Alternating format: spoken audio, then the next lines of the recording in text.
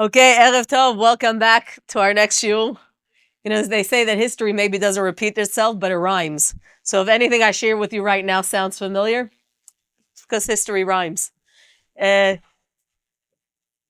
night, I went to sleep at about 3:30 in the morning. This morning, I woke up and my heart said, scrap whatever you did for the last many, many, many hours and days and weeks. Why? So I want to read to you a poem by Billy Collins called The History Teacher.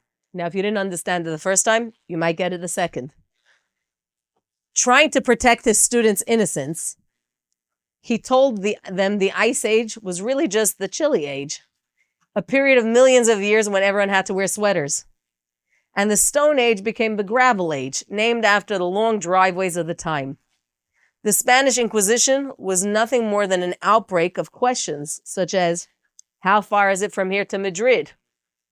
What do you call the matador's hat? And the War of the Roses took place in a garden. And the Enola Gay dropped one tiny atom on Japan. The children would leave his classroom for the playground to torment the weak and the smart, mussing up their hair and breaking their glasses. While he gathered up his notes and walked home, past flower beds and white picket fences, wondering if they would believe that soldiers in the Boer War told long, rambling stories designed to make the enemy nod off. History is a funny thing, because depending on who the storyteller is, the victim could be the villain could be the hero. I know that today coming up is Purim, so we know that the hero in the story is Esther and Mordechai. But in some circles, when they read the Megillah, either when they're so drunk or upside down, somehow Vashti has become the heroine, and Esther is the weak lady who couldn't stand up against her cruel husband and didn't have enough feminism. So again, it depends who's telling the story. And I found a Ḥacham that I really resonated with. I'm telling you because I'm not saying no. Simply, I put him on pause. I found Torah that I appreciated. I wanted to share with you depth, a personality that spanned spectrums, that was unafraid to stand up to the popular people, that was there for the Jewish world. And then late last night, I fell upon an article because I really had a question. My question is, why did he leave one geographically? Why did he leave one location, go to another, come back? In every single book of his, he has very, very flattering poems to dukes and queens and kings. And for me, it was a question mark. I mean, who is this personality? And on the one hand, it's not something unusual to us. So, for example, Rabbi Yaakov Emden, Rabbi Yonatan Eibeshitz, as well as many other Jews, they were always court Jews. They were the liaisons for a Jew who didn't have representation, who didn't have rights, who was really at the mercy of whoever the ruler is. So it's not unusual for us to have Ḥachamim who were heavily involved in politics, and they were good. But then I fell upon this article. It's a little book, actually. And I'm not going to give you the whole title, but it's about a rabbi in the ghettos of the Kingdom of Sardinia. And the subtitle is The Jews Don't Like Him, but the court protects him.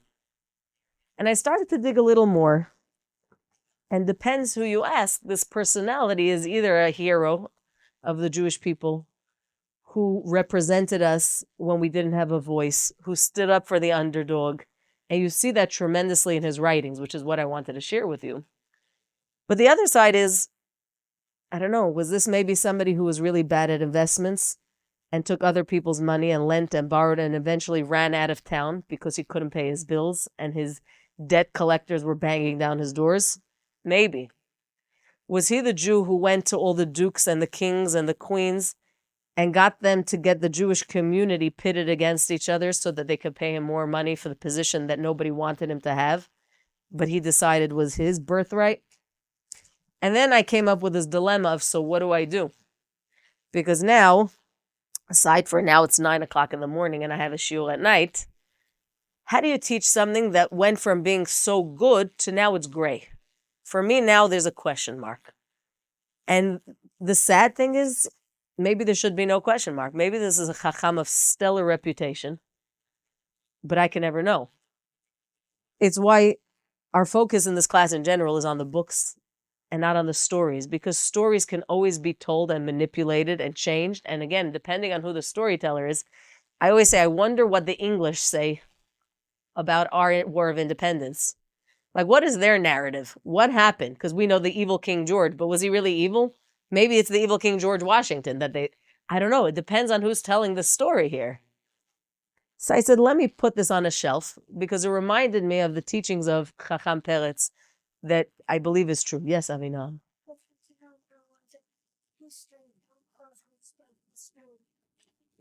Thank you. Chazak Baruch. Avinam said that if you look at the words history, it's really his story. So depending on who the storyteller is, that's whose story it is. It's probably why they say there's always 3 parts to every story. Yours, mine, and the truth. They're different elements. Harav Peretz in his book, Orchot Harav Ukilato, so it's guidance for leaders of a community. On page Pei Aleph, on page 81, he says something very important. He says, one of the rules of when you're speaking to a community, Tomar b'tzibur rak devarim she'ata mamin bahem, shem tzodkim unechonim be'einecha. When you speak to a crowd, make sure that the things you share, in your heart, you feel this is truth, this is emet, this is right. Shem tzodkim unechonim be'einayich. And in your eyes, it doesn't matter what the world thinks, but in your eyes, in your evaluation, they feel like they're right, they're ethically correct, they're morally sound. V'chen tomar rak dvarim she'atem mevin otam umikablam. You should also only then share things that you actually, your brain has already thought through, processed, accepted, understood, and then you could give it back. You ever go somewhere and you realize, I have a lot of birds at home, more than I would like. But my birds, some of them are very smart, and they parrot. Chaval, Rabbi's not here to hear my comment, but hopefully you'll hear it on the... They parrot very well. You sometimes hear somebody speak, and you realize they may have taken in the information, but they never critically analyzed it. And what they're doing is they're wonderful at parroting back certain speaking points to you and certain arguments to you. But when you start pushing back, the whole thing falls apart because it was never critically analyzed. Harav Peretz says, if you're going to speak, make sure you're not a parrot. Al tedaklem dvarim. Don't parrot things. Shilipcha v'datcha lo shalem imahem. Don't just parrot things that in your heart, they're not whole yet. Sometimes there are things, you know this when you cook and bake. I know last week Estelle made birya. And I asked her, what makes it so good? She said, what makes it so good is the hours and hours that it needs to cook. Sometimes there are ideas that you hear, they're so preposterous, or they're so amazing, but they need time. They need time to stew in your mind, in your brain. It's why, if you know anything about real learning, sure, you could cram for tests, but anything you cram into your head, the minute the test's over, it's out of your brain because it was never in there. It was kind of like in the waiting bin, and then it was just rejected straight into the trash bin, and it never comes back. Versus the things that you've mulled over, sometimes years. Those are things that they're yours. They become a part of who you are, and you don't need to actually study them because they're you. Ubachar, who says, "Ubocher b'noseh she'ata yodea u'mita'nyen bo." Pick a topic that you're sufficient enough to speak about, you're interested in. V'imzot she'ya'anyen et ma'azinayich. Just because you're so interested in the astrophysics of the atom bomb that's on Mars, that also, okay, but is your audience also inclined to be interested in it?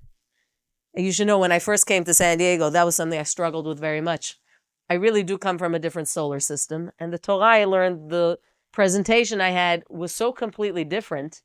And I remember after a few classes looking at everybody's faces, everybody was really kind and nice to me. But it was obvious to me that my train had left the station and their train left, and we weren't on the same route. And I asked Rabbi, I said, give me some be critical. And he said, Vori, can I be honest with you? I said, please. He said, you are not understanding. You're not reading the room correctly. You're not in Borough Park anymore. You're not speaking to the audience you think you are. And that took time to recalibrate, because it doesn't matter how much I want to share. It really depends on the audience. He says, and if you're going to teach things, make sure that it's relevant to the person. Particularly, it should give them some solutions to the challenges that they're facing today. Because most of the time, we're not interested in all the philosophy and theology. When today I'm struggling with the basics of understanding A, B, C, D, and you're busy teaching me a whole different language. Vikar hakol, and the most important thing, Al tikun hamidot va'avodat Hashem. Teach people to be better human beings. Teach them about HaKadosh Baruch Hu. And when I read this, I said, I'm not throwing that Chacham out. I'm not. But I'm putting him on the shelf for now because I need to do more research. Because when I want to teach and learn together with you about a Chacham and his Torah, so then the personality that shines through is important. And I'm not telling you just because there's smoke, there's fire. Sometimes the smoke is completely fabricated by people who are haters. But I put him on the shelf. So chas v'shalom, not in the trash can, on the shelf.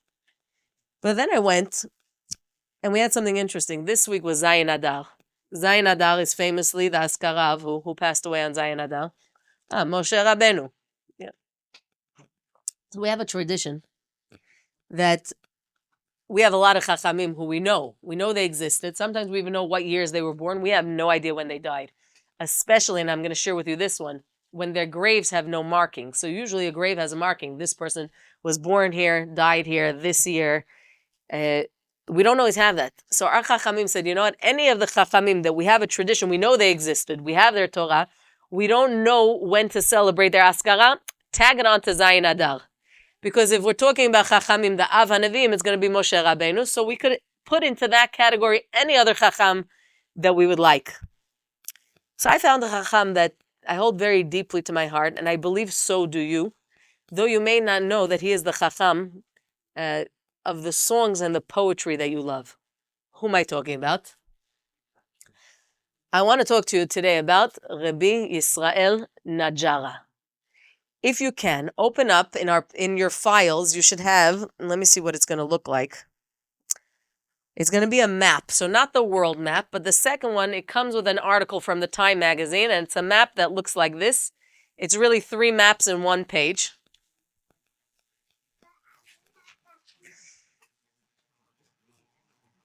And this is a map you have on the right, and then one on the left, and on the bottom a picture of King Shlomo's Bet HaMikdash. Let's talk about who is Rabbi Yisrael Najara.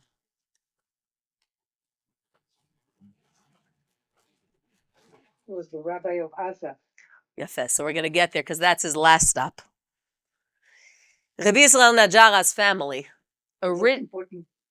originally comes from Spain, from northern Spain, from a city, Najara, in the wake of the Spanish expulsion. So think early 1490s already to late 1492. They realize that things are not going well. The Jews are not going to last over here. And his grandparents, they leave and they head east all the way to Damascus. Where is Damascus? If you look at the map on the right, you're going to see, and I'm going to walk you through the map, okay? So you're going to see on the top Turkey, and there's a guy with like a kuchma. It looks like he's really the pasha, so forgive me, it's not a kuchma from Russia. But if you go down on the bottom, you have Syria. So you have under Syria, Beirut, and then Damascus. A very, very large Jewish community. And if you notice, you go down a little bit down to the left, that's Palestine. Palestine, as known, is the Jews. In fact, I'm not going to read it with you, but the map came with a really good article attached to it from 1929 where the Time magazine decided it was important for them to report what was going on in Israel. And you'll note they say the Arabs and the Jews are fighting, not the Palestinians, because there were no Palestinians. The assumption was there are Jews and Arabs. And they're fighting because the Arabs like to fight. But you have the family, the Najara family ends up in Damascus. And his father, Rabbi Moshe, so Rabbi Yisrael Najara's father, Rabbi Moshe, becomes a tremendous Talmid Chacham in Damascus, so much so they make him Av Bet Din, he becomes the chief rabbi.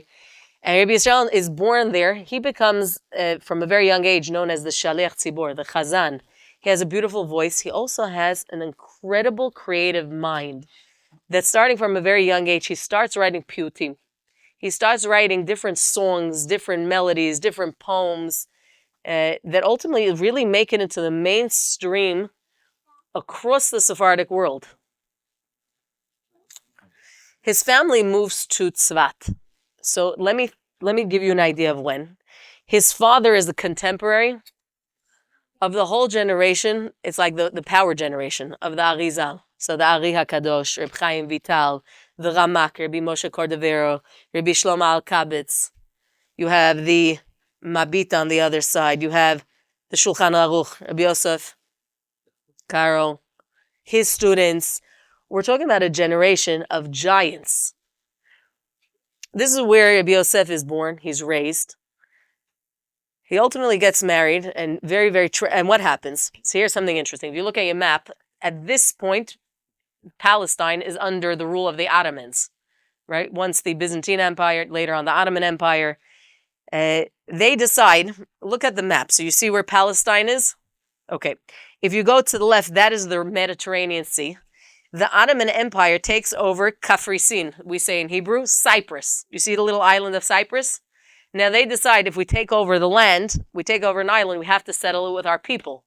So they decree that there are going to be 500 Jews that they're going to move from the city of Tzvat to Cyprus. Now the city of Tzvat, you don't see it on this map, but if you look, you see Palestine, you see Jerusalem, go all the way north, just trace your hand to the tip, that's about where Tzvat is. Or the Jews hear that they're going to be displaced and they're being moved to an island on Cyprus. They say, no way, we are not doing this. So Rabbi Moshe takes his family, Rabbi Yisrael, and they move back to Damascus. They move northeast back to Damascus. Rabbi Yosef gets married.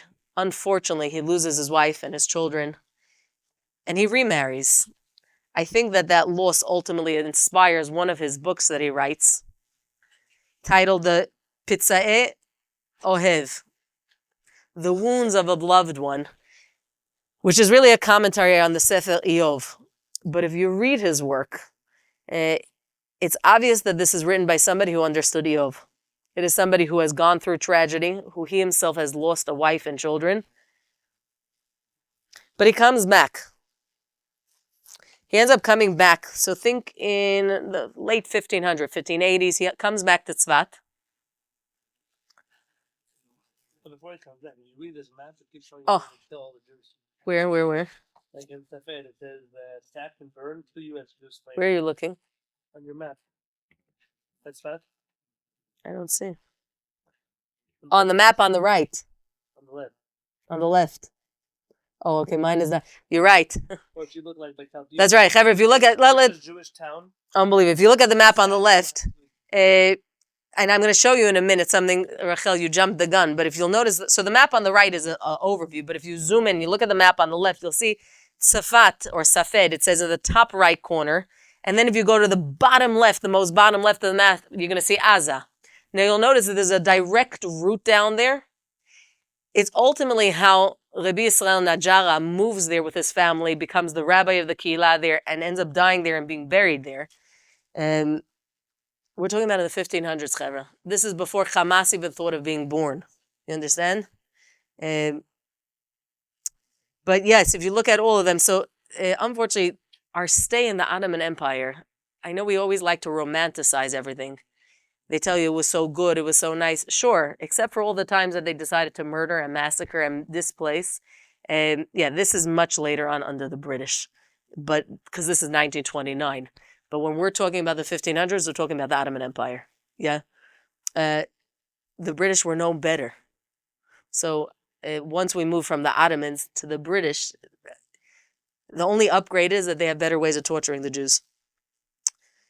But if you look, you'll see, on the map, and mine is a little bit gray, but it does tell you, the Allenby Bridge, the famous Allen, you have it over there? Let me see. Let me see if I... Here. Yeah, if you see, it says Safed, Tzvat was sacked and burned, 2 U.S. Jews slain. And then you go down to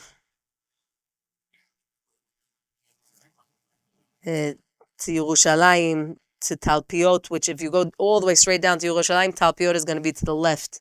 It says richest Jewish town sacked last week. And then it says in parentheses, here in Hebron, here the God of hosts traditionally created Adam. 8 U.S. Jews recently massacred. And notice everything's being documented. Again, this is an article in 1929 trying to show what is going on at this point. For example, if I'm not mistaken, 1929 is when we have the Hebron massacre. Right? For those of you familiar, they always tell us that the Arabs only fought against the Jews because we incited them. And one of the many reasons that is a lie, just because it's a lie. That happened 2 Eh, years before this happened. In 1929, the Jews of Hebron were massacred. What prompted that? Nothing. The answer is nothing. Because the Arabs never need a reason to kill us.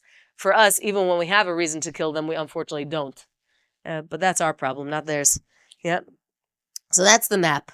You have Rabbi Yisrael's family ends up staying in Tzfat. He gets remarried. He becomes a tremendous and well-known scholar, but not without strife. And unlike the Talmid Chacham that I didn't want to teach you today, Rabbi Yisrael unfairly gets attacked. And I want to share with you what is the controversy and what is the truth. And you be the judge, okay? So if you can, look with me at, I'm going to read to you for a minute over here. The Chida, Rabbi Chaim Yosef David Azulai, in his recordings, B'Shem HaGdolim. So this is a book that was actually one of the books, Kli Machzik Beracha, that was written by Rabbi Yisrael Najara, which is all the halachot about Birkat Hamazon and then Piyutim. It was recently republished. In fact, when I opened it today, I found a little sticky note from Ḥacham Yonatan. If you recall, during our summer, when he had gone on a book tour, he brought this book home. It was printed very, very beautifully. And though I did find an inaccuracy in the introduction. I was surprised to see a book of Rabbi Yisrael. But I was happy to see, in the introduction it said that he was, the Rabbi Yisrael Najara Bal HaPiyut HaNoda L'Chadodi, which is inaccurate. Who wrote L'Chadodi? Rabbi Shlomo. Rabbi Shlomo Halevy Al-Kabitz. Okay, but you know what? Anybody that prints books, and Bezrat Hashem, I will be from those. It is my honor to, God willing, be publishing. Everybody knows that anybody makes mistakes, so it's not fair to nitpick. But he did not write L'Chadodi, but he did write hundreds and hundreds of different piyutim and songs. But it's important to know he also wrote books. So in addition to all the poetry, he wrote books. And the Chida records in his book, B'Shem HaGedolim, he says, Moreno Harav Rabbi Moshe Najara, the father, Migurei Ha'arizal. So these are from the cubs of the Ari. It's a play on the word. Avi HaMeshorer, Mari Najara, the father of Rabbi Yisrael Najara, חיבר ספר נחמד שסידר כל דרשות רז"ל בש"ס ובספרה ובספרי. He said he published a very nice book where he put order to everything that you find in the Talmud. כדאי שיהיה פירוש פסוקי המצווה. He says it's something that is worth your time looking into. אשרי אדם שוקד על דלתותיו וזו תורה לשמה ותורה חסד. He said it is worth your time to look at the books that also the father Rabbi Moshe published. He says you should know, והרב נתבקש בישיבה של מעלה ודמשק מנוחתו. Rabbi Moshe ends up dying in Damascus, and that's where he was laid to rest. But Rabbi Yisrael from both sides came from a family of Muchasim. So not just with his father, a rabbi, but Gam mitzad imo, also from his mother's side. Rabbi Yisrael Muchas legdolei olam. He comes from a lineage of tremendous Talmidei Ḥachamim. Imo, he bitol shel Rabbi Yisrael di Koriel. She's the daughter of Rabbi Yisrael di Koriel. Shal Shimon Nikra, and that's why he's named Rabbi Yisrael after his grandfather. Shaya migdolei Chachmei Tzvat. וחבר בית דינה רבא של מרן הבית יוסף והמעבית. And he was very, very close friends with both Rabbi Yosef Cairo as well as the Mabit. וחתום עמהם על פסקי דין רבים. And if you look into the different rulings of both the Mabit as well as the Bet Yosef, you'll find the name of Rabbi Yisrael de Koriel also written on it. I'm going to talk to you in a minute about the poetry and the songs of Rabbi Yisrael Najara. But first I want to talk to you about the controversy. So if you can, open up, you have a PDF from Sefaria. Somebody had made a very beautiful, it's a link. So click on that link. One of the foremost, I would say, students of the Arizal was who? What was his name? Rabbi? Very good. Rabbi Chaim Vital. Rabbi Chaim Vital. Rabbi Chaim Vital was a tremendous student.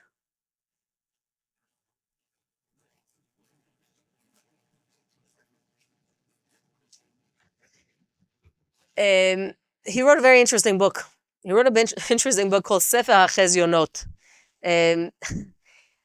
I have here a copy of it in English. I showed it to you back in the beginning when we did one of our introductions. It's called Jewish Mystical, so this is Jewish Mystical Autobiographies. It has two of them. One is called the Book of Visions, and then I believe it has a book of the Kamarner Rebbe. Some really fantastical things. And Reb Chaim Vital writes that these are not things he learned. These are simply things that in his dreams and his visions, there were angels, there were voices, there were different people who had come to him, angels mostly, not people, visions. And he records things here. Now, what you do with that, I have no idea. I'm not a Kabbalist. I for sure cannot tell you. I'm somebody who comes from the world of mental health. So normally when people tell us their dreams and their visions and their hallucinations, we normally prescribe heavy medication and long-term therapy. I am not, God forbid, mocking Rabbi Chaim Vital. Simply, I have no idea what to do with this. But it gets difficult because in his visions, he comes out and really hurts some of the most famous Talmidei Ḥachamim of his times. And the rebuke that he has, he says very clearly, this is not based on factual evidence. These are not things I see. These are not things I know. They're simply things that I've heard in my visions. One of them being how horrible of a human being Rabbi Yisrael Najara is. Now, Rabbi Yisrael Najara should forgive me, but I want to read it to you. Okay, so if you open it up, you have it over there in Hebrew. It's going to be, let me see. If you look at the page, Rabbi Yisrael Najara, Paitan U'Mafchan, it's going to be source 2. So it says Rabbi Chaim Vital, Sefer HaChezionot, Mahadurat Feierstein. Okay. There's a number 68 on top of it. דמותו של רבי ישראל נג'רה בעיני רבי חיים ויטל. והנה, and he says, והנה רבי ישראל נג'רה. On his book, he already says, oh, this is great. So this is not from there. I want to, in his book earlier on, he says that he had a vision. It's a whole vision. I'm not going to read to you, but he said that in this vision, he was told that he should assemble only the scholars. I said to him, so if so, I will assemble only, he's responding to the angel or whoever's coming in his vision. Reb Chaim Vital says, if so, I will assemble only the scholars. He said to me, that is good. I said, I do not know who to assemble. So he said to me, do not bring any of the Mustarab scholars, only Sephardi scholars. Meaning, nobody from the East. I know that everyone likes to lump all Sephardim together, but really the internal politics is rich. He says, I want the Western Sephardim, but I don't want the Arab Sephardim. Except, in this category, make sure for Israel Najara, he will not see me. So though here Israel Najara is really from Sepharadi's family, he's not a real Chacham. He said, this is more important than prayer, and then he goes on. Okay, and then is the part that I want to read to you that you have here, and we have. He says, V'nei Rabbi Yisrael Najara, emetu, it's true, שהפזמונים שחיבר הם בעצמם טובים. The beautiful poetry and the songs that he made, stand alone, they're beautiful. אבל אסור מי שידבר עמו ומי שיוצא מפיו הפזמונים שחיבר. It is forbidden. Nobody should ever talk to him. Nobody should ever sing these songs. Nobody should have anything to do with him. Why? כי תמיד פיו דובר נבלה וכל ימיו שיכור. Because his mouth is one of obscenity and vulgarity, and he is just one drunkard. והנה ביום פלוני, שהיה בין המצרים, and he said, I want you to know that during the 3 weeks, קבע סעודתו בשעה פלונים בבית יעקב מוני דש, והניח כובעו בקרקר וזימר שירות בקול רם. I want you to know that during the 3 weeks, why the 3 weeks? Because the 3 weeks is a time of seriousness, of sadness. If Purim is משנכנס אדר מרבין בשמחה, right? In Adar we increase simcha. We know משנכנס אב ממעטים בשמחה. We decrease our simcha. So he says, this minuval and chas v'shalom. Rabbi Yisrael Najara, during the 3 weeks, he decided to throw a feast. He threw his headgear off. Don't think a black hat. Kova doesn't mean a black hat. He took his headgear. He threw it off. He got himself drunk. V'zimer shirot b'kol ram v'achal basar v'shata yayin. He started singing and he was eating meat and drinking wine. Gam nishtaker. ואני חיים סיפרתי לו העניין והודה לו שכן היה. He said, and me, Chaim Vital, I went to him and I told him this and he admitted that this is what he did. גם אתה, בהיותו בורח מפני המגפה, even now when he's trying to run, there was a terrible, in the 1560s, there was a horrible plague that hit Tzvat that killed ultimately Rabbi Yisrael Najara's wife and children. He said even now during a horrible time of plague, Asa mishkav zachor merov shecharto. He had relationships that were inappropriate because he was just drunk. And he says to top it all, Yom Shabbat, Asa shtei aveirot, and came on Saturday, he committed 2 sins. What were they? First, Kidei ki shenitkotet im ishto v'girsha mibeto. First, he was so drunk. What happened? He quarreled with his wife, and he expelled her from the house. He threw her out. What happens? Va'bet ki achar kach nikhnesa goya imo bebeto v'ktira. And what happens? Not only did he throw his wife out, afterwards a Gentile woman entered his home and lit the oven. Afterwards, he slept with her. Therefore, it is forbidden to employ him, and is forbidden to allow him to write a marriage contract or a bill of divorce. It is almost appropriate to declare him ukemat sheraoi leposlan. It's almost appropriate to just completely write him off. Gam beno hakatan ba'al hagoya. You should know that the younger son of his is also a very bad person. Aval bno hagadol eno choteh. But his older son, he's not a sinner. You have to understand, the things that he's leaving against him are of the most horrible crimes that a Jewish person could do, let alone a Talmid Chacham. And when push comes to shove, now you should know, there are some who obviously say the whole book of Sefer HaChizyonot is not true. Huh? And I agree, I would like to think they're right. But, yeah. It doesn't come to print in full until it's written. Yeah. And Rabbi Zalman Margalio shows that so many things in the book are inconsistent inaccuracies. They're phrases that Rabbi Ḥacham Yisrael's generation didn't use. Yeah. And he's quoting books that existed only after he died. But here's the good thing. The book that's going to respond to this rebuke has the same reputation as this book. So just like the Sefer HaChizyonot, there's a question mark of, was it even written by Rabbi Chaim Vital? Is it accurate? Is it true?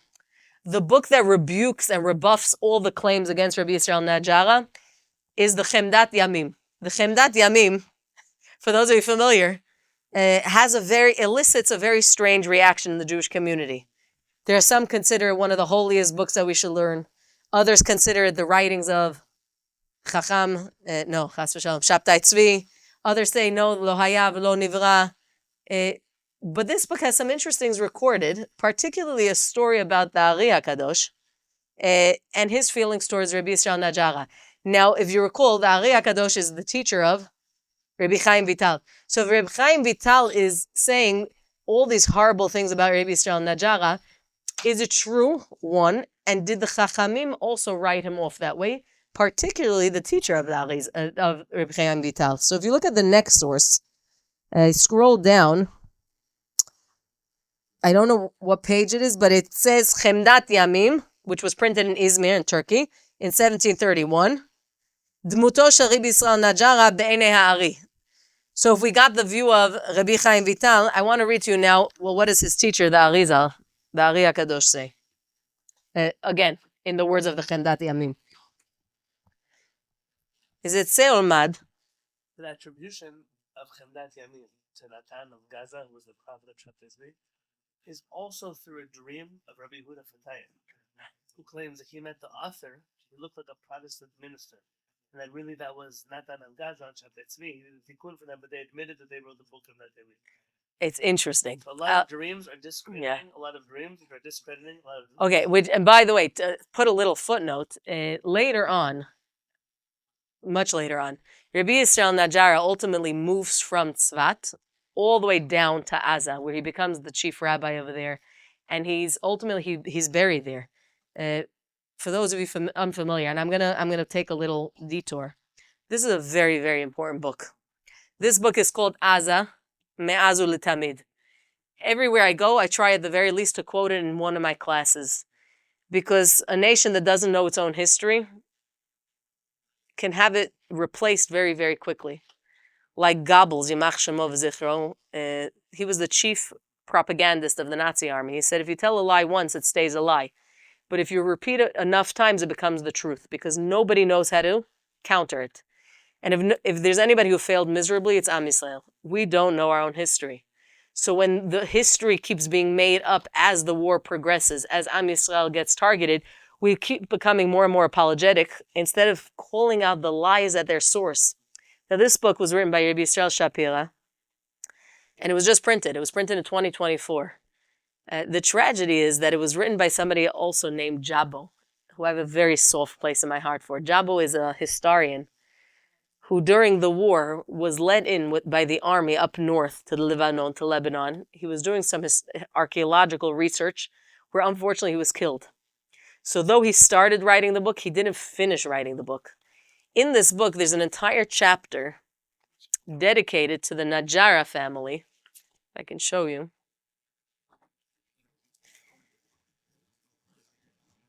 Where they move. We're talking about in the 16th century, so in the 1500s.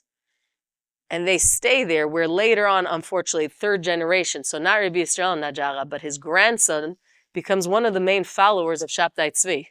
And again, if we're familiar with the history, it's where Shabtai Tzvi is groomed, where Natan of Aza, right, his prophet comes to be. So Aza really, though it has always, Me'az Litamid has always belonged to the Jewish people, has its own unique history, which is worth reading. If I could recommend, this book is a very easy Hebrew. It's not hard. You can get through it. But he talks about Aza b'yemei Tanakh, and then we have over here, Aza v'Yehuda b'yemei Rabbi Yisrael Najara, where he says if I could read to you, B'achad mileilot haShabbat shel hamea yudzai, here, okay. He says, one of the nights in the 17th century, in the 1600s, on a Friday night, you would be able to hear the lyrics, Yari bon alam ve'ol maya. אותו חיבר המקובל הפייטן רבי ישראל נג'רה, ששימש רבה של קהילת עזה עד פטירתו בשנת 1625. הוא נטמן בבית העלמין המקומי. He is buried in the cemetery in Aza. We don't know exactly where, and we have a problem. The cemetery over there, by the way, it's a lie, sheker v'chazav, that they say that the Jews didn't get along with the Christians. We know for a fact that during this time period, Rabbi Yisrael Najara got along very well with the Christian community that existed in Aza. And so much so that he's buried, and this is the mystery. Another shiur for another time, but the mystery is that in the Christian cemetery, they have a few graves that are off to the side, kind of separate, that have no markings. And our Mesorah, our tradition, is that is probably where Rabbi Yisrael Najara is buried. Unfortunately, during the 6-day war, because it's important, so the bad people also have to be mentioned by name. Menachem Bet Halachmi, שעמד בזמנו בראש מדרשת הדרום, השקיע זמן רב, he went to look for Rabbi Yisrael Najara's grave, and unfortunately, and as well as Jabo, so Zev Chaim Erlich, all tried to get, every cemetery has an index, a book that chronicles exactly who's buried where. During the 6-day war, when Am Yisrael went back and recaptured Aza, those who were doing the resurrection of the cemeteries, and they said, could we please see the pinkus? Could we please see this book? And the army said, no, sorry, this is now considered the Geniza here. What did they call it?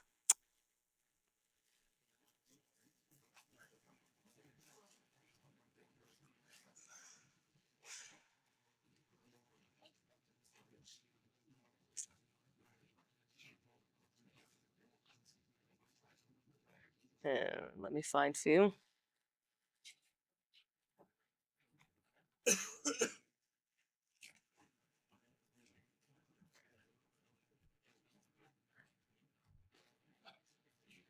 Here, Harav Moses סיפר, so another researcher, Harav Moses סיפר בביקור זה, כי מיד לאחר מלחמת ששת הימים, right after the 6-day war, you have that Admor of vision. It's ended up going to the border of Aza and singing Yari Bon Alam, and he was very, very emotionally connected to it. And when they asked and he said the Arabs all around were just staring and looking like, who is this lunatic that came to town? But they asked very much, can we please get the records of the cemetery? And unfortunately, the army said, no, sorry, this is part of the very classified information that belongs to the Jewish people. And until the army and the government decides to declassify the very important information of why an ancient book of a cemetery in Gaza can't be released, unfortunately, we will not be able to know exactly whether or not that is Rabbi Yisrael Najara's grave. It also answers to why we don't know exactly the day that he died, because they found the graves with no markings. So the other graves all had crosses. We knew those are not Jewish graves. The graves that had no markings, we know they're Jewish graves. We simply don't know more about them. Okay, but I took a detour. So in Gaza, you find Shabtai Tzvi, Chemdat Hayamim. Okay, but over here, let's read. If the Sefer Chezionot, let's assume were the words of Rabbi Chaim Vital, let's assume these are the words, a story about the Arizal. So צא ולמד במעשה שהיה בימי הארי, זיכרונו לחיי עולם הבא, שהיה בזמנו, הרב ישראל נג'רה ז"ל, והיה נעים זמירות ישראל. The title of Rabbi Israel was the one that was given to David HaMelech, the sweet singer of the Jewish people. ויש אומרים שהגיד עליו הארי, שהיה ניצוץ דוד המלך עליו השלום. In fact, there are those who say that the Arizal would say about Rabbi Israel Najara, his soul is from the soul of David HaMelech. That's how beautiful and powerful his tefillah is. ופעם אחת בליל שבת קודש. So once, Friday night, היה חכם הנסגר. He doesn't say his name, I believe for the kavod of Rabbi Israel Najara, though later on, it is obvious who he's talking about. It says, היה חכם, שורר על שולחנו כמנהגו הטוב. He was singing beautiful songs. וראה הארי ז"ל, מלאכים לאלפים ורבבות עולים ויורדים בביתו לשמוע אל הרינה. כי כל שיריו היה ברוח הקודש. The Arizal is sitting in his house, but he sees his neighbor, the whole Pamalia Shel Malakim, all the angels from heaven are emptying out. They're coming to this concert because his singing was so beautiful.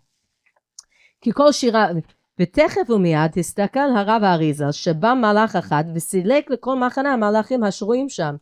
But then the Arizal sees that suddenly there's an emergency. There's one angel that comes and vacates the whole entire consortium. Why? הדבר שהיה משורר על השולחן אשר לפני אדוני בזרועות מגולים וגם על דבר שלא היה הכובע על ראשו. And when the Arizal went to see why did first you have thousands upon thousands of angels who came, and then one angel came and made them all leave. Why? Turns out that the singer, he had his zroot exposed and that his head was not covered. ושהרגיש האריזל בדבר, so when the Arizal felt this, שלח אליו שתי תלמידים מתלמידיו הקדושים לגלות את אוזנו לא ימור. He immediately sends two of his students, and he says, I want to tell you, כי מלאכי אלוהים היו משתעשים על שיריו ורינותיו, ובעבור שלא היה בכבוד על השולחן ונסתלקו למעלה. He sends his students, and he says, I want you to know that HaKadosh Baruch Hu sent his entire motorcade, they all came to you. But because of the inappropriateness, they all left. וכשמוע החכם הנסגר את הדבר, אחזתו רעדה. When Rabbi Yisrael Najara hears this, he starts trembling. He gets really afraid. And what does he do? וישב בכבוד על שולחנו וחזר. He goes and he immediately fixes whatever the Arizal had pointed out to him. וחזר לשירו, שהיה משמח בדברותיו אלוהים ואנשים. ותכף ומיד חזרו מלאכי שמיים לבוא כבוא הראשונה, ששים ושמחים, משתעשים, שעשוע רב. Immediately he fixes what the Arizal had pointed out, and then he continues singing.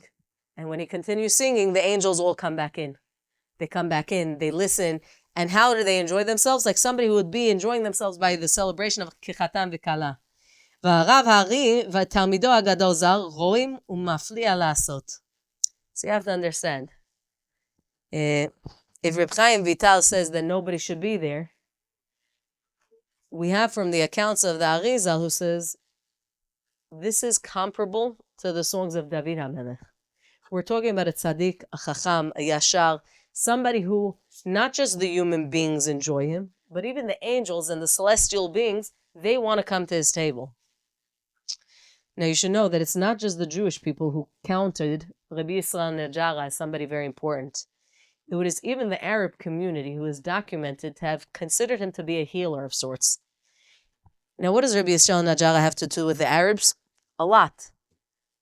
Probably what makes Rabbi Yisrael Najara's music so incredible is that he was unafraid to borrow from all the cultures around him. He wasn't a purist. I know that very often people push purism, but more often than not, purism only works in a lab. What do I mean? In a place where you can isolate all the factors and you can isolate the variable and you can only test one thing and things are very pure.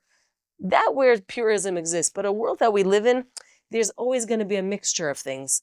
And you find more often than not, those who push for purism in either direction, they fail miserably. Because culture seeps in whether you like it or not. Music is something that talks to people's souls.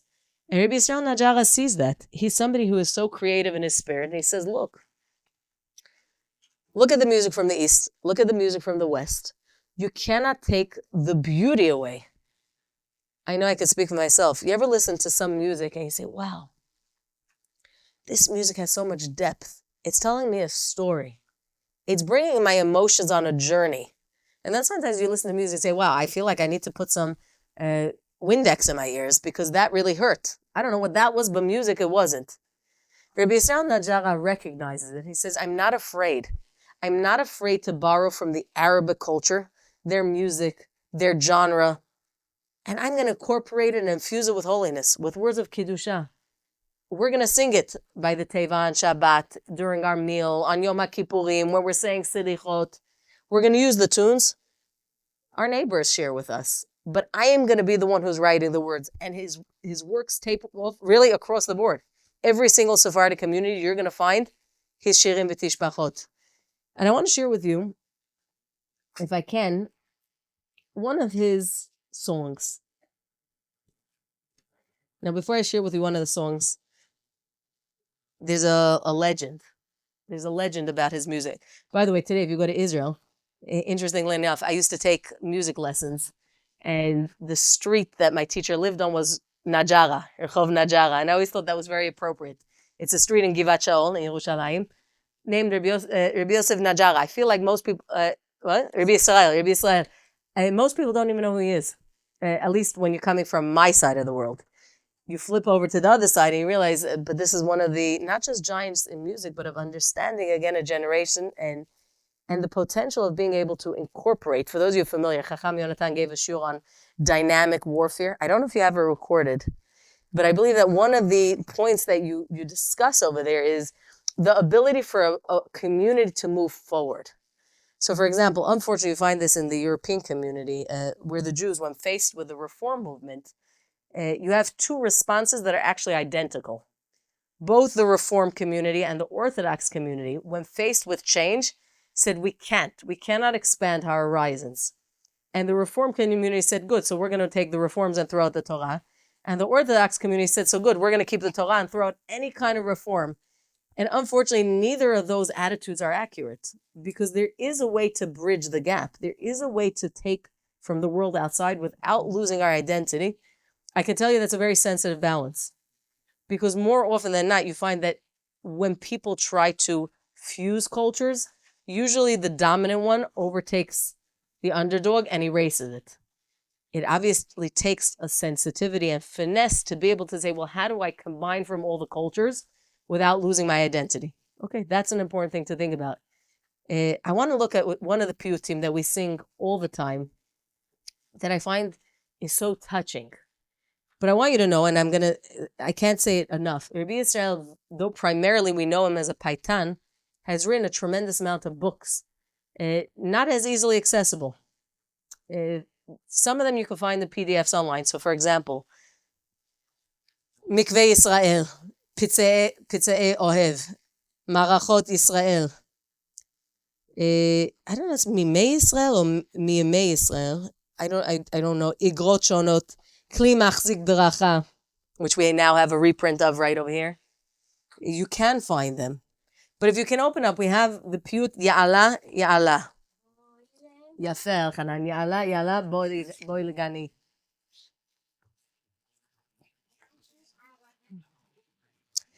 If he wrote it today, then for sure Rabbi Chaim Vital would have more bad things to say about him, because it will remind you very much of Shir HaShirim.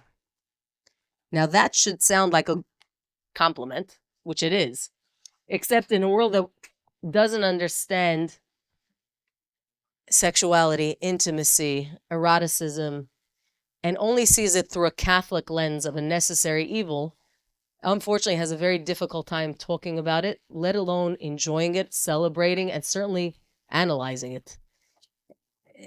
But it couldn't be further than the emet. And over here you have a very intimate poem. PDF And attached to Google Classroom called Yala Yala. Yafeh. And you're going to find it in the PDF. It's titled Ya'ala, Ya'ala. It's a conversation.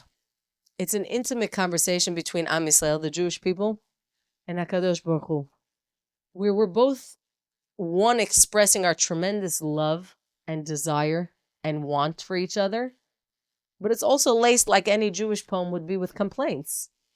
Who's supposed to initiate? Who's older? Who's bigger? Who's bolder? Who's more dominant? How's this supposed to end? Let's read it together. You have the words, Ya'ala, Ya'ala, Boi ligani. So these words will repeat themselves after every stanza. Am Yisrael is being referred to as Ya'ala. And HaKadosh Baruch Hu is saying, Ya'ala, Ya'ala, Boi ligani. Come to my beautiful garden. Henetz rimon, gampacha gafni. The pomegranates, they've already sprouted. They budded. My vines have blossomed. Now again, if anything reminds you of Shir HaShirim, it's true, because he's borrowing much of the imagery of Shlomo HaMelech. I have it, but no, this is mine. This is a different one.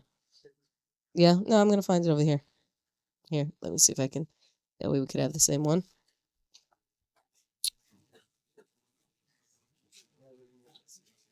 Oh. Thank you. What do you mean it's the last page? Yeah. Yeah. He says, so HaKadosh Baruch Hu will say, come back to me. Come back to my beautiful garden. Again, think of images of Gan Eden, Adam HaRishon. He says, Yavo dodi yachin tza'adav. Come, my beloved. Hasten your steps. V'yochal et pri migadav. Eat of the choicest fruits. I want to give you the best. Im yedidi alchu nidudav. If my lover's wanderings have been extended, ech yichida eshev al kani. He says, how shall I sit alone in my position? How long could I sit here alone? It doesn't matter how beautiful and how good and how nice things are. But if the love of my life is missing, nothing is nice. If you have somebody who you love and somebody who is dear to you, you know that when you're with them, it doesn't matter where in the world you are, it's the most beautiful moment. And when you're without them, it doesn't matter, all the beauty in the world can't compensate for that. But what happens? We say, HaKadosh Baruch Hu, take us home. And HaKadosh Baruch Hu responds, Shuvi elai, at bat ahuva, come back to me. You're telling me you're waiting, you're thinking about the days of going back to the beautiful garden. Shuvi elai, at bat ahuva. Come back to me, my beloved daughter. Shuvi at va'ani ashuva. Return to me, and I shall return to you. Hine imi zot ot kituva. Behold, I have with me a written word, ki betochech eten mishkani, that I promised you that you shall be my dwelling place. If you'll notice, he's alluding to something that we know, that Am Yisrael forever is having a conversation with HaKadosh Baruch Hu. The Gemara tells us that the Jewish people have a debate with HaKadosh Baruch Hu. What is the debate? Knesset Yisrael omeret. The Jewish people say, Hashiveinu Adonai elecha v'nashuva. HaKadosh Baruch Hu, bring us back. You initiate, you start. We're going to come back. V'nashuva. And what does HaKadosh Baruch Hu say back to us? Shuvu elai. You come back to me first. Just say, I want to come home. And after that, what's going to happen? V'ashuva alechem. The Navi Yirmiyahu ends off with this as well. He says, Hashivenu Adonai elecha v'nashuva. Chadesh yameinu kekedem. Hakadosh Baruch Hu, if you're going to wait for us, we're going to be waiting forever. But this conversation it's a dance. It's a dance that the Jewish people have the entire time. Who's going to take the first step? Who's going to initiate? Who's going to be the one who's going to open the door? And HaKadosh Baruch Hu, so the Jewish people say, I want to come home. I don't want to sit here alone. I don't want to be here alone. And HaKadosh Baruch Hu says, but my daughter, and again, the imagery of something so beautiful, something that you care for, something you have compassion for. He says, but you start. Say you want to come back. We already contractually made up that I'm not leaving you in Galut forever. Right? For sure you're going to come back. It says, the Navi says, Netzach Yisrael lo yishaker. The Jewish people are going to come home, but you just have to do it. And again, we continue, Yalla, Yalla. Boy. Very good. We say, Bnei Yisrael, come back to my garden. The pomegranates are ripe, the blossoming, the vineyard is ripe. And what happens? Next stanza we say, the Jewish people say, Re'i, dodi nafshi padita. My darling, my beloved, you have redeemed my soul. Now this must be HaKadosh Baruch Hu talking. Ulecha raya oti kanita. And have since taken me to be your wife. Ata li ben amim zarita. This is Am Yisrael talking. So yeah, HaKadosh Baruch Hu, you tell me that we have a contract. You've taken me as a wife. I'm married to you. HaKadosh Baruch Hu, there's no other nation that wants me. There's no other nation that tolerates me. But what happened? Ata li ben amim zarita. Where did you throw me? You threw me to the wolves. Ve'ech tomar dord ahavtani. So how could it be you're telling me you love me so much? You've thrown me into Galut. You've left me out for every single nation to hurt. Lag vakeles. And you're telling me, but I love you so much. I care about you. I want you. You're my beloved. Am Yisrael comes with complaints. We come with complaints. HaKadosh Baruch Hu, it's true. Maybe we have sinned. Maybe we have done wrong. But how long is Galut supposed to be? We know we're going to be reading the Megillah of Purim. How long was Galut supposed to be? Not more than 70 years. Not more. Meaning it could have been less, but definitely not more. This story should have long been over, and yet here we are still sitting in all our Galuyot. We say, HaKadosh Baruch Hu, it's true that you love us so much. It's true that we have a contract, but look where I am. Look where I've been flung to. And HaKadosh Baruch Hu answers in the next stanza. Ayumati letov zeritich. I know that it's hard to understand, but it's for your good that I've sent you there. Uletihula uleshem sheritich. I've sent you there for your glory and for your benefit. Ki ahavat olam ahavtich. Because my love for you is eternal. Simchi ki yeshuatech ani. And I promise you that I'm going to bring you back. I'm going to seat you up ahead. If I'm talking about Ḥachamim, whose Askara is tonight is also the Zayin Adar, is Rabbi Eliyahu ben Amozeg. For those of you here, we've been learning about him, and I can't not mention him. Because when I think about this, what does it mean HaKadosh Baruch Hu says, but I sent you there, and I promise you I sent you for a reason. I sent you there to become big, to do good things. And I don't know about you, but I look at Am Yisrael, who's busy trying to figure out, we can't even figure out how to put our shoes on. We can't even figure out how to get along. When the nations of the world look at us today, I don't believe that they say, Ki am chacham navon hagoy hagadol. Wow, look at this incredible nation, how wondrous they are. I know that Ḥacham Yonatan is going to talk about Pesach and how incredible the Jewish people are. And unfortunately, when you see videos of the Jewish people, all you can say is, oh my goodness, look at these lunatics. They are not normal. Coming Purim, Hashem Yishmor. You know, when there was a world that didn't have internet, so you could do whatever you want. But today, unfortunately, forgive me, I was once somewhere in somewhere on Purim.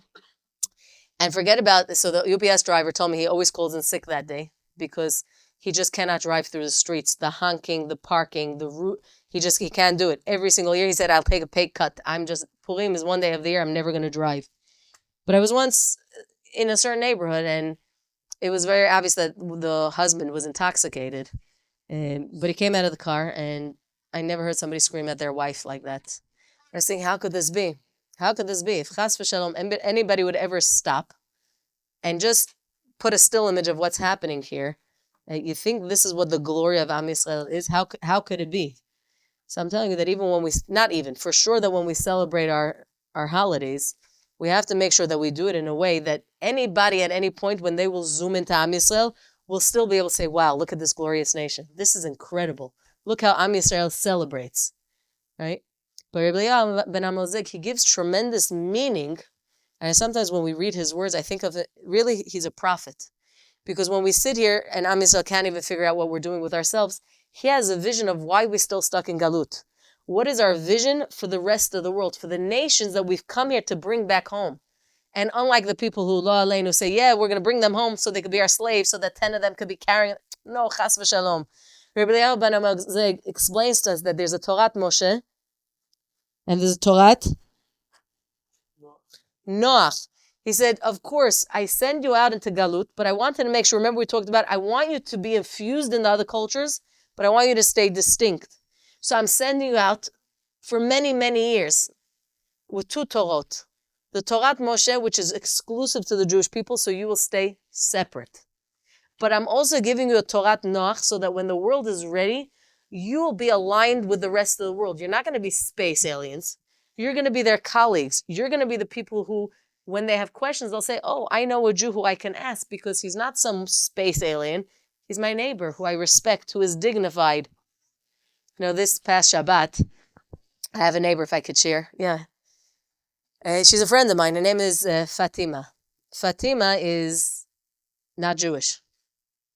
Yes? But she's a friend of mine. She comes over. We drink tea together. She always tells me, no, she doesn't want to eat. She doesn't want to drink. But then she comes. She's an old lady. And I saw her. We were walking up to the Bet Knesset, and she didn't look good. So I said, forgive me, let me go across. I told Ḥacham Yonatan, let me go across a minute, see what, something's not right. And she starts crying. And she tells me, no, her husband, lo aleinu, he passed away just a few days ago, and she is devastated. So I hugged her, and I kissed her, and I held her hand, and we talked. And then Rabbi came across the street, and we said, we're on the way to the synagogue now. What could we do? Maybe we could pray for him. What is his name? And she shares with us his name. She says, my husband's name was Michael Cohen. I said, what? Fatima, all these years, you're Jewish and we didn't know? She says, no. My husband's name really is Muhammad, and the son of Habib. She says, but we lived in Iran under the past government. We worked for the government to make change, to bring progress. And when the regime came and took over, the Ayatollah in 1979, Ayatollah Khomeini came and took over and brought back the fundamentalists, they started to hunt down everybody that was with the previous government. So my husband quickly changed his name from Mohammed to Michael Cohen because the Jews, they were helping getting people out and smuggle, and thank God we were able to get away. And then she shared something so interesting. She shared something personal, which I'm not going to share because it's her personal information. But she said, before my husband died, his last request was he wanted to speak to your husband. I said, why? She said, because I know that for sure a Jewish rabbi could help us with this problem. And then she went and told us a serious problem, a personal problem. Then maybe we can help, maybe we can't help. But I walked away thinking to myself, what a strange story. But more than that is, when push comes to shove, who are the nations of the world turning to? Even though we're so inept at our job, they still believe that we could do it. Right, today I was at a dentist office and she was telling me all about Yeshu and Yeshu and Yeshu. I'm thinking this guy is dead. He's some Jew who the Jewish community, he didn't even make the cut. And yet the world still believes that there's a Jew who's going to save them. Because Rabbi Yisrael Najara is telling us something true, which is, HaKadosh Baruch Hu says to the Jewish people, I send you there litov, for your good. Okay, let's read. We have 2 minutes, let's finish our poem. The next stanza, Lu yeh kidvarcha yedidi, ata maher te'esof nedudi. We say, HaKadosh Baruch Hu, we believe you. 100% we trust you, we believe you. But with all these wanderings, it's time to come home. U'letoch Tzion necheg dudi. We're asking you, please, bring us back. We trust HaKadosh Baruch Hu that all this galut was for a good reason. We trust that Bezrat Hashem, the view of Rabbi Eliyahu ben Amozeg, one day we're going to be able to bring the world to a consciousness of understanding Umala Aretz Deya. But it's time for us to go home. It's time. and into Tzion bring us home, and V'asham akriv lach et korbani. We'll build the Bet HaMikdash. We're going to build Har HaBayit. You hear what I'm saying? We're going to build Har HaBayit. And if we do our job right, all the nations of the world are going to help us do it. Because if we did our job properly in Galut, in exile, where we've reintroduced HaKadosh Baruch Hu in a way that makes sense, in a way that the world is able to digest and to get behind, because they understand, wow, this is really a Torah for everybody. There are elements for me too. I don't have to be Jewish to be a Yirei Adonai, to be somebody who's righteous. I don't have to be part of Am Yisrael. Today we say you could be an ally. You can be an ally too. What's going to happen? HaKadosh Baruch Hu says back to us, be strengthened, my wife. Your mouth is like choicest wine. For the bud of my salvation, fresh and moist. Your